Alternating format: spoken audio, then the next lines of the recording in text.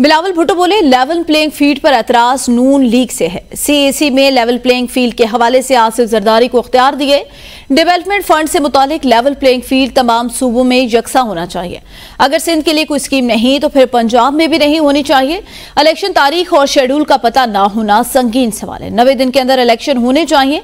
Election commission इंतखाबात की तारीख का जल्द ऐलान करे, जबकि नैब के तमाम केसेस का इस इलेक्शन पर कोई असर नहीं होगा।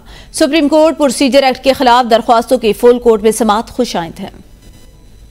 लेवल प्लेइंग फील्ड के हवाले से पाकिस्तान पीपल्स पार्टी के नुमाइंदे के एतराज़ात हैं, उस पर हमने सदर जरदारी साहब को ये इख्तियार दिए हैं कि हमारा एतराज़ात को दूर किया जाए। मुतालबा किया है कि हमें इलेक्शन स्केड्यूल जिसमें इलेक्शन डेट भी शामिल होगा वो फ़ौरन दिया जाए। हमें डेट भी नज़र नहीं आना है कि इलेक्शंस कब है, तो ये सवाल काफ़ी एक सीरियस सवाल है। डेवलपमेंट फंड्स के हवाले से सारे सूबों में और वफाक में इसी तरीके से चले।